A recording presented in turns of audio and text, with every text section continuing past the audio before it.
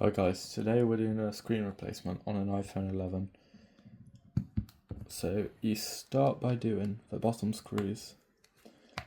These take a pentalope 0. I think it's 0.6 or 0.5. Then you need to remove both of them. And make sure that you remember where to put them, as you need this to hold on the display as well with the adhesive. And once these are out, if you want to, you can put it on a heat plate, but as the screen's already broke, you can, but it will just take longer. So I'm just going to put my pry tool in and slice the glue and press up, and make sure that your phone is powered off before you do this. So I'm going to put this inside, bend it up, then grab one of my guitar picks and swap their place. Then you slide around like that, and it's okay if it pops out because you can just put it back in, put it up, then pop that in, as the glue will just be looser down there because you've already cut through it. You can leave the pry tool in if you want, but now it's all coming off now. So there's a gap there because the clips for the screen have become unclipped, so you can remove it. You can use the same one for the whole way around, but most of the time you don't. You can put different ones in. So I've got a few here. These ones are thinner ones, so they break a lot easier. So it's better to do it with a thicker one like this, and it's got actual places to rest your fingers while you're going around. Then when you get near the top, about there, when you make a gap there, I'd recommend to go back round and through the bottom. But as you're going through the right hand side, be careful, as that's where the motherboard is, including the Face ID components, and that isn't replaceable. So there's a little gap there again. Then you just keep on sliding. Then you get to the top, and this is where you need to slide the rest of the way around. So then the glue's all loose, like that. Then you need to open it like a book, like that. And there should be some adhesive that sticks on, but we'll just remove that in a little bit after when we've got the screen off. So now you can see the inside of the phone, it's all open. Then now you're going to want to swap to a tri-head screwdriver. You will need the 0.6, the pentalope is 0.8 for the bottom.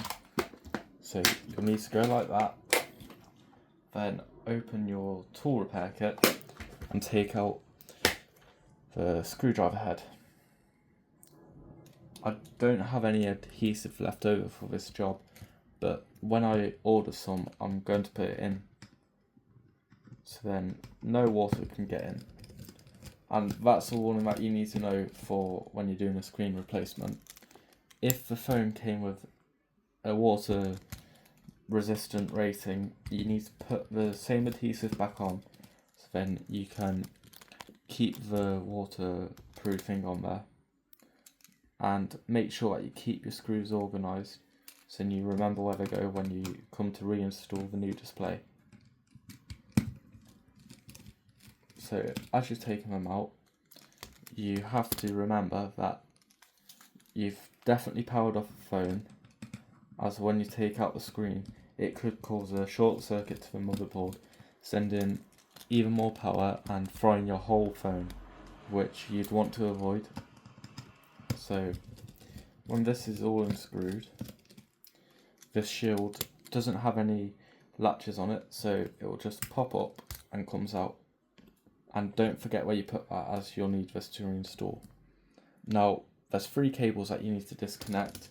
You can do it with your fingers, or if you want, you can use one of these stars So you need to remove that one and those two.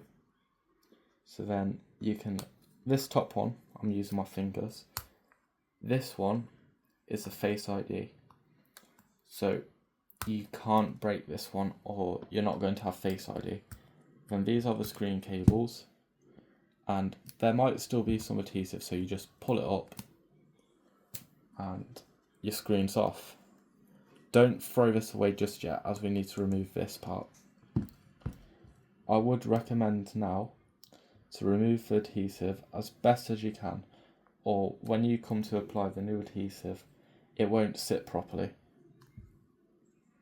So you just, if it keeps on breaking on you, and this one keeps on doing it, you can use a flathead screwdriver along the side of the body, but be careful not to touch any wires, as you may break them and the repair will be more expensive. The iPhone 11 screen that I got is a pulled part that I got for about £8.99. So this is a new screen, so for now we can set this to one side. Now this is the part where you need the old screen for one more time. So now there's some screws on this sensor. One of them's a tri-head and one of them's a Phillips. Well, three of them are Phillips. So you need to go up here and go to that one tiny screw there. Now it's all taken out. Then you pop that into a place where you definitely know that it's going there. So now I just need to swap my head to a Phillips. I would recommend to use Phillips 000, so 000. Then hit the top with an unscrew. If it's been stubborn like this one, try a different screw, as you may need to. So this screwdriver head is starting to round off a little bit, so I need to change it to my other one. There. So I've got my other one and it works perfectly. So we've got the screw out. I would recommend to use a magnetic screwdriver, as these screws are tiny and they all might look the same size, but they've got slightly different measurements on them, and it could crack your new screen if it goes in too far, which we don't want happening. So we're going to try and avoid that. Then now that's all the screws for this Face ID sensor. And when you're removing it, you need to be very careful, as here, that's all adhered on, but it does come out easily. I would recommend to put a splash of isopropyl alcohol in to reduce the chances of ripping it. So I'm going to quickly grab mine after I get this metal clip out. So then you reduce the chances of breaking it. And you can't get this isopropyl alcohol on the back of the new screen, or it will be washed out for colours. I did find a little bit of adhesive, but it probably won't get the whole way round. So now I've just put a little bit of alcohol in. You don't have to wait too long for it to start taking effect. So you grab that, slowly wiggle it. Then that will let the alcohol get in, and none of these parts will get damaged by it because it's non-conductive. Then you get out that one and that one. There, now we're all done. So we can get rid of this old screen now. In the bin. I would recommend to quickly wipe down your area, so then you reduce the chances of getting alcohol into your new display. And move your clip. And dry off your Face ID, just so then you don't end up getting any alcohol in it. So now you can attach the Face ID onto the new screen. It just clips into place like that. Then you use your metal clip, make sure that you get it onto that knob there. Now it's in. Then you fold that over and you grab your screwdriver and you put in the last screws. So that's the first screw. And that's the second. So I've got this repair mat which has little grids for where you can put the screws, so you can't lose track of where you put them. So it makes it a lot more organised and it helps the repair go faster, whilst keeping it at a good perspective and keeping the screen in good condition. So that just missed because it weren't aligned on properly. I would recommend to do this slowly. There. Then that's my last screw for the Face ID.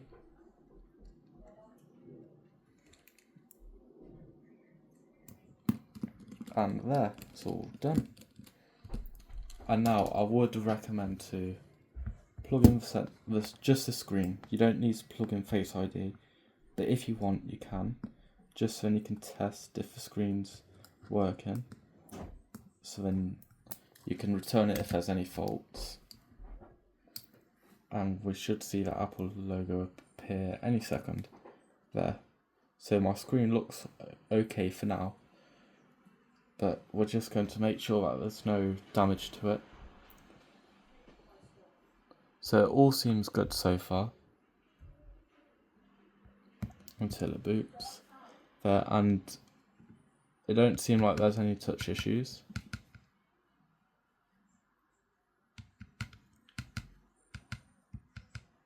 Yep, so we're clear. So now we can power back off the phone, and you can leave the screen on for the remainder of the repair now. So now you plug in your Face ID sensor. So then when you boot into iOS, your screen and your Face ID all work. But if your Face ID didn't work before the repair, it most likely won't unless your top bit there was smashed. And it may work, but it might not. So you need to get this shield all aligned and use the tri-head screwdriver again.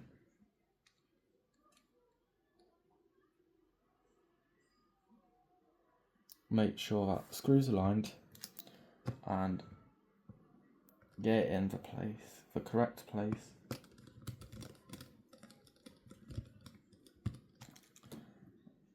And we're getting it all done now. After this bit, so if you have the sheet layer of film to put on here for the adhesive, do that before you put on the screen, as you won't be able to get it on after. But I've got some squeezable adhesive, so I need to put that on after. Now I just need to finish popping in the screws. Then I'll squeeze down some adhesive. Then your pentalobe screws at the bottom are the last thing you need to do.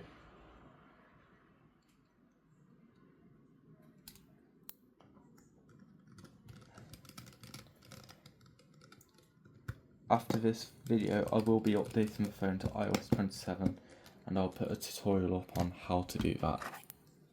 So this is the adhesive that I'm using. There's not much of it left.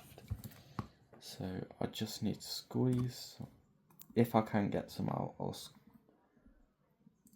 yeah, not much is coming out. I'll try bring some down. There we go, I'm getting some now. Just a little bit, so. I'll put a little bit on just to keep it secure for now. So then we don't get any so then it stays as tight to the frame as possible. If you get any strands like that, you can just use a pair of tweezers to get it off, or you can scrape it off. But this could damage your Face ID by doing it like this.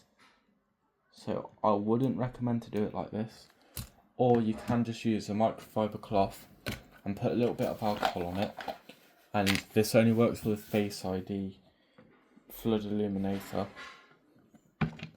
This is the thing that makes a Face ID work in the dark. So now it just came off. When you clip there, so now it's sitting flush with the frame. You can start to power it on before you put in the screws at the bottom. So I'm just going to start that. Now I'm going to grab my screwdriver and start putting in the pentalobe screws at the bottom.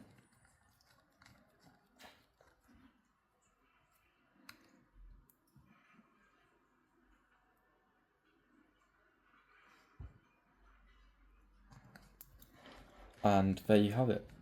That's an iPhone 11 screen replaced in a couple minutes. So this is an LCD screen which iPhone 11 shipped with, and it's an original screen. So this phone will work as normal. And thank you for watching. If you like this video, don't forget to like and subscribe.